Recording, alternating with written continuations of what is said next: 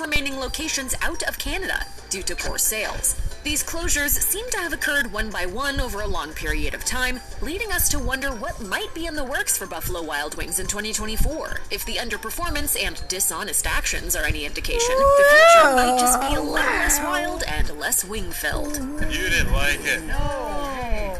Fuddruckers got its start in Texas in 1980 with a promise that set it apart, as the buns housing its scrumptious burgers were baked daily from scratch on site. There's a lot to learn about this idea, but we might not get to enjoy it for much longer. Fuddruckers is hardly the grand-scale chain that it used to be, as there are a mere 60 locations left in the United States. While the story is a long one with multiple twists and turns, it appears that a consistent dip in revenue and popularity can be attributed to Fuddruckers' acquisition by the company Luby's in 2010.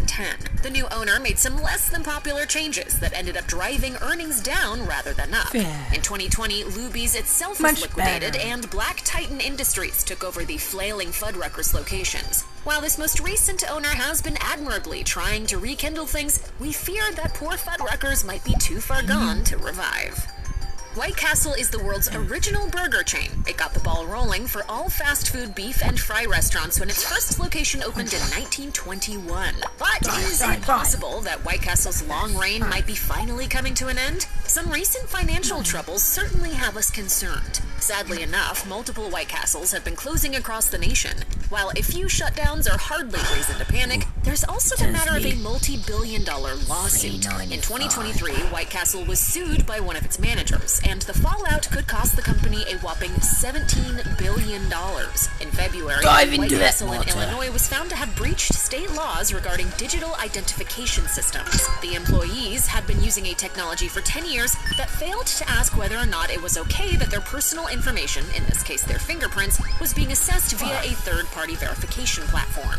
It's ridiculous. The whole thing is ridiculous. This is illegal in Illinois, and the state Supreme Court ruled that the franchise had to pay for every single instance that it occurred. A payout of this magnitude can certainly be difficult to recover from, so it's definitely reason enough to worry about White Castle's long-term future. Originally known as Boston Chicken, Boston Market has been on the decline for years, and things haven't improved much in 2023. There are currently about 310 locations in the U.S. While that might not sound too concerning, if you take a look at some major issues become clear. At its peak, it could boast 1,200 locations. So what is credit? Downsizing? For one thing, there has been a fair bit of scandal. In August 2023, 27 different locations were ordered to be closed by the Labor Department of New Jersey when it emerged that the franchise owed its workers $600,000 in outstanding wages. The company also had to pay a fine of $2.6 million, which only added to their pile of financial troubles. Obviously, Boston Market will need to implement some changes if it ever hopes to turn around its fortunes. There's nothing to signal the beginning of the end for a restaurant chain. And this is exactly what Old Country Buffet appears to be going through. The formerly all-you-can-eat chain once had more than 600 locations to its name. But as of 2023, they're down to a mere 13, which appear to be standing but not actually operating. What could be to blame for this downfall? As it turns out, bankruptcy is the culprit, and multiple filings at that. The first time happened in 2008, and then again in 2012, and once more in 2016 as well. That latter filing was precipitated by a lawsuit involving salmonella that lost the franchise millions when it was already in financial turmoil. By the time that Old Country Buffet filed for its fourth bankruptcy in 2021, its parent company, Barbecue Holdings, had pretty much thrown in the towel for good. Since poor Old Country Buffet is basically dead already, we're hoping that it just gets put out of its misery sooner rather than later. While it might seem impossible that a burger chain as iconic as Steak 'n Shake could be destined for eternal doom, the evidence speaks for itself. The company's footprint has been slowly and quietly diminishing for a while now. In 2018, QSR Magazine reported that the chain had 626 locations under its belt. By 2022, the number had been reduced to just over 500. Now, at the end of 2023, there are a total of 493 Steak 'n Shakes across the United States. But surprisingly enough, as reported by Restaurant Business, the franchise's overall sales actually improved throughout 2023. And the last one. Steak 'n Shake continues 445 intensity. This pattern might seem strange, but strange or not, restaurants being shut down with no sign of stopping is never a good sign. We're keeping our fingers crossed that the coming years don't see Steak and Shake completely disappearing. After all, their steak burgers are pretty undeniably delicious. If you're a fan and happen to drive by a local spot, then you just might want to consider stepping inside and showing some love. After all, it's looking like you might not have that many opportunities left to do so. Crystal is a burger chain known for its beefy creations, melty breakfast sandwiches, loaded hot dogs, tater tots, and fries. Founded in Tennessee during the Great Depression, Crystal has been serving up deliciousness for nearly a century. But its performance over the last few years is making observers wonder how much longer those burgers will continue to sizzle on their grills. As reported by Restaurant Business, Crystal filed for bankruptcy in 2020 and was sold to Fortress Investment Group.